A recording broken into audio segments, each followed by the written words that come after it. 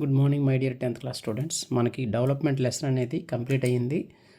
మన యూట్యూబ్లో 10 వీడియోలు పెట్టడం జరిగింది. 1 నుంచి 10 వరకు ఆర్డర్గా చూస్తే మీకు క్లియర్గా అర్థమైపోతుంది. ఇంకేమైనా డౌట్ గట్రా ఉంటే నాకు కాల్ చేయొచ్చు. ఇక ఈ లెసన్కి సంబంధించి డెవలప్మెంట్కి సంబంధించి మనకి క్వశ్చన్స్ చూద్దాం కొన్ని. అందులో ఒకటో క్వశ్చన్, ఇందులో మనకి 4 మార్క్ ప్రశ్న 1, 1 మార్క్ ప్రశ్న 1 వస్తుంది. 4 మార్క్ ప్రశ్నలో కోర్స్ ఆల్రెడీ మీరు కంప్లీట్గా ప్రతి కాన్సెప్ట్ని ఎక్స్ప్లెయిన్ చేయడం జరిగింది. క్వశ్చన్స్లో ఇంక ప్రత్యేకించి ఎక్స్ప్లెయిన్ చేయవలసింది ఏమి ఉండకపోయినప్పటికీ కూడా ఓవరాల్గా చూద్దాము. చూడండి, ఈ క్వశ్చన్ చూడండి, పైన ఇక్కడ ఉంది కదా. In what respects is the criterion used by the UNDP for measuring development different from the one used by the world bank. అంటే UNDP అనేది దేశాలని కొన్ని రకాల క్రైటీరియన్ అనే పదం గుర్తుంచుకోవాలి. క్రైటీరియన్ బేస్ చేసుకొని దేశాలని వర్గీకరించింది కదా డెవలప్మెంట్ విషయంలో. దాని డెవలప్మెంట్కి వరల్డ్ బ్యాంక్ చేసినటువంటి డెవలప్మెంట్కి డిఫరెంట్గా ఎలా ఉంది అంటే, సింపుల్గా చెప్పాలంటే ఈ question, what is the classification of countries by world bank and UNDP world bank దేశాలని డెవలప్మెంట్ విషయంలో ఎలా క్లాసిఫికేషన్ చేసింది, ఎలా వర్గీకరించింది, ఏ క్రైటీరియన్స్ని బేస్ చేసుకొని. అంటే what is the difference between world bank and UNDP classification of development అన్న ఒకటే. అంటే సింపుల్గా ఏంటంటే వరల్డ్ బ్యాంకు UNDP వేటిని ప్రామాణికంగా తీసుకొని దేశాలని అభివృద్ధి చెందిన దేశాలు లేదా వెనుకబడిన దేశాలు లేదా మధ్య ఆదాయ వర్గ దేశాలుగా విభజించింది అని వాడు అడుగుతున్నాడు. రకరకాలుగా అడుగుతూ ఉంటారు ప్రశ్నలు, కాబట్టి ప్రశ్న అర్థం చేసుకోవాలి మనం. సో ఇప్పుడు ఒక్కొక్కటి తీసుకుంటే వరల్డ్ బ్యాంకు మీరు ఆన్సర్ చేసేటప్పుడు ఎగ్జామ్లో చాలా క్లియర్గా చేయాలి. మ్యాక్సిమం ఇది 28వ ప్రశ్నగా రావడానికి అవకాశం ఉంది. ఈ ప్రశ్న అనేది దీని మీద డెవలప్మెంట్ అండ్ లెసన్ మీద 28వ ప్రశ్నే ఎక్కువ రావడానికి అవకాశం ఉంటుంది. అఫ్కోర్స్ ఎక్కడ వచ్చినా ఏమైనా మనకు ఇబ్బంది లేదు. నేను అనుకోవడానికి వాడు ఇచ్చినటువంటి బ్లూ ప్రింట్ ప్రకారం గత సంవత్సరం పేపర్ చూస్తే 28 అయినా వచ్చు, ఏదైనా వచ్చు. మన అలాగే క్వశ్చన్ చదవటం అనేది చాలా ముఖ్యం. సో ఇక మనం ఇక్కడ తీసుకుంటే వరల్డ్ బ్యాంక్ ఎలా చేసింది క్లాసిఫికేషను, దీన్ని చెప్పుకునే ముందు ఇది క్వశ్చన్ నెంబర్ క్లియర్గా ఉండాలి. ఇక్కడ క్వశ్చన్ నెంబర్ క్లియర్గా ఉంటూ మనకి జాగ్రత్తగా క్వశ్చన్ పాయింట్స్ అనేది ఎలా ఉండాలి. ఎప్పుడైనా సరే సోషల్ స్టడీస్లో ముఖ్యంగా పాయింట్ వైజ్గా రాసుకోవాలి. 4 మార్క్ ప్రశ్నకి 4 పాయింట్స్ ఖచ్చితంగా ఉండాలి. ఇక్కడ 4 పాయింట్ రాసిన 8 పాయింట్లు అయ్యాయి. అంటే ఇక్కడ యాక్చువల్ 2 పాయింట్స్ రాసి సరిపోద్ది, వ్యాలిడ్ పాయింట్స్. కానీ ఎందుకైనా మంచిది నేను రాశాను, కంప్లీట్గా ఉంటుంది. ఇతర ప్రశ్నలు కూడా మనకి ఈ ఆన్సర్ సరిపోతుంది కాబట్టి మొత్తం రాయటం జరిగింది అది. సో ఈ పాయింట్ అనేది క్లియర్గా కనబడాలి. ఇక్కడ ఉన్నటువంటి సెకండ్ రోలో ఉన్నటువంటి వాటిని ఇక్కడి నుంచి స్టార్ట్ చేసేస్తూ ఉంటారు చాలామంది. స్టార్ట్ చేయడం వల్ల ఏమవుతుందంటే ఇది ఎక్కడికి వచ్చేస్తుంది అన్నీ కవర్ అయిపోయి ఈ నెంబర్స్ కనపడకపోవడం వల్ల ఏంటంటే పేపర్ దిద్దేటటువంటి స్పాట్ వాల్యుయేషన్లో పేపర్ దిద్దేటటువంటి ఎగ్జామినర్కి మీరు ఎన్ని పాయింట్లు రాస్తారో తెలియదు. అంత క్లియర్గా చూడడానికి అక్కడ ఖాళీ ఉండదు. పాయింట్స్ చూస్తారు, జస్ట్ బేసిక్ వర్డ్స్ చూస్తారు, ఆ పదాలు పడ్డాయిలో చూస్తారు. కాబట్టి ఇక్కడ నేను కూడా రాసింది కూడా కరెక్ట్ లేదు సరే. ఈ పాయింట్స్ 1, 2, 3, 4 అంటే దీన్ని ఇక్కడ కొంచెం ఇంటికి ఇటువైపు రావాలి, ఇక్కడ రావాలి ఉంటుంది. సో ఇలా పడాలన్నమాట కరెక్ట్గా. కాబట్టి చూసుకోండి, ఆన్సర్ ప్రజెంటేషన్ చాలా ముఖ్యము. సరే ఇక క్వశ్చన్లోకి ఆన్సర్లోకి వస్తే world bank uses per capita income as a parameter to classify the countries.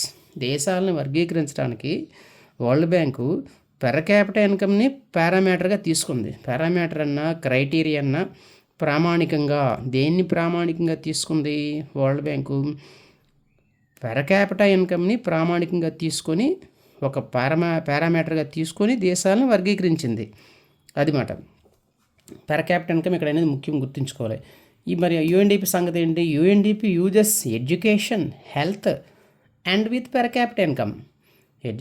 UNDP United Nations development Programme అనేది వరల్డ్ బ్యాంక్ తీసుకున్నటువంటి పెర్ క్యాపిటల్ ఇన్కమ్తో పాటుగా ఎడ్యుకేషన్, హెల్త్ ఫెసిలిటీస్ని కూడా తీసుకుంటుంది. మన దేశాలను వర్గీకరించడానికి కేవలం ఇన్కమ్ అయితే సరిపోతుంది, పెర్ క్యాపిటల్ ఇన్కమ్ మాత్రమే కాదు, ఆ దేశంలో ఉండే ఎడ్యుకేషన్, హెల్త్ కూడా చాలా ఇంపార్టెంట్ అనే విషయాన్ని UNDP చెబుతుంది. అది మాట. సో సెకండ్ పాయింట్కి వస్తే this views rich poor and middle income countries. అంటే in views of the world bank ఉద్దేశ ప్రకారం అది తీసుకున్న పారామీటర్స్ ప్రకారం పెర్ క్యాపిటల్ ఇన్కమ్ని ఆధారం చేసుకుని దేశాలని 3 రకాలుగా వర్గీకరించింది: rich countries, poor countries, middle income countries. Already దీనికోసం క్లియర్గానే చెప్పాం. కాబట్టి ఇది మాట అంటే ఈ world bank per capital income criteria తీసుకొని 3 దేశాలుగా వర్గీకరించింది ప్రపంచ దేశాలని. ఇది మరి యుఎన్డిపి ఎలా వర్గీకరించింది? UNDP give ranks to the countries as HDI. United Nations development programme దేశాలని ఎలా ఇచ్చిందంటే ర్యాంకులను ఇచ్చింది, ర్యాంక్స్ ఇచ్చింది. Gives the ranks to the countries.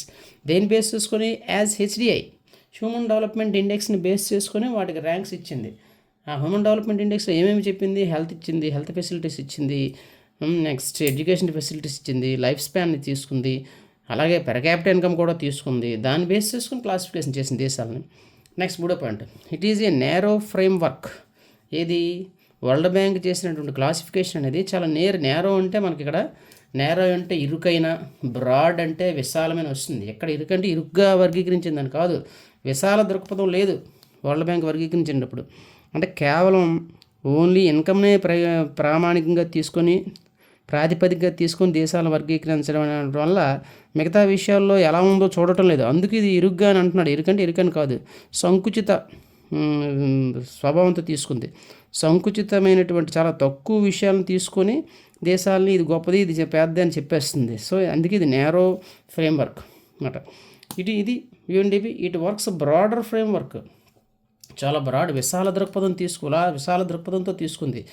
ఒక్క పెర్ క్యాపిటల్ ఇన్కమే కాకుండా హెల్త్ ఫెసిలిటీస్, అంటే that means medical facilities, per capital income తీసుకుంది, ప్లస్ ఎడ్యుకేషన్ ఫెసిలిటీస్. మనకి ఇక్కడ చెప్పలేదు కానీ చాలా ఇతర criterias, life span, IMR infant mortality rate తీసుకుంది. చాలా విశాల దృక్పథంతో ఇది యుఎన్డిపి అనేది దేశాలని వర్గీకరించింది. కేవలం కొన్ని క్రైటీరియాస్ తీసుకోలేదు. కాబట్టి బ్రాడ్ ఫ్రేమ్వర్క్ అంటే ఏదైనా ఒక విషయం మీద మనం ప్రత్యేకించి చర్య చేపట్టి లేదంటే సర్వే చేయడాన్ని ఫ్రేమ్వర్క్ అంటారన్నమాట. 4, it consider only income of countries. దేశాలని వర్గీకరించడానికి ఓన్లీ ఇన్కమ్నే ప్రాతిపదికగా తీసుకుంది. అందుకే దాన్ని బ్రాడ్ నేరో ఫ్రేమ్వర్క్ అన్నారు. మరి ఇది UNDP, it gives meaning of development is human development అంటే ఇది ఏం చెప్తుంది? ఎవరిలో డెవలప్మెంట్? హ్యూమన్ బీయింగ్స్ డెవలప్మెంట్ కావాలి, మనుషులు అందరిలో డెవలప్మెంట్ కావాలి. కేవలం దేశం యొక్క పెర్ క్యాపిటల్ ఇన్కమ్ ఎక్కువ ఉన్నంత మాత్రాన వరల్డ్ బ్యాంక్ చెప్పినట్టు అది డెవలప్మెంట్ అయిపోదు. హ్యూమన్ అంటే డెవలప్మెంట్కి ముందు హ్యూమన్ అనే ప్రిఫిక్స్ చేర్చింది. ప్రిఫిక్స్ అంటే ముందు, సఫిక్స్ అంటే వెనక. అంటే డెవలప్మెంట్ ఎవరు అవ్వాలి? హ్యూమన్ బీయింగ్స్ డెవలప్మెంట్ అవ్వాలని ఉద్దేశం. అందుకే ఇది బ్రాడర్ ఫ్రేమ్వర్క్ అయింది. కాబట్టి ఇది 4 మార్క్ ప్రశ్న ఇవ్వడానికి అవకాశాలు ఉన్నాయి. ఒకవేళ వరల్డ్ బ్యాంక్ ఎలా వర్గీకరించిందంటే ఇది, యుఎన్డిపి ఎలా వర్గీకరించిందంటే ఇది. సో వరల్డ్ బ్యాంక్ ఎలాగ వర్గీకరించింది అనే దాన్ని ఇంకా డీటెయిల్గా రాయాలంటే ఆల్రెడీ మనకి ఇంతకుముందు చెప్పుకున్నటువంటి అమెరికన్ US డాలర్స్ని క్రైటీరియా తీసుకుని అది కూడా రాయాల్సి ఉంటుంది.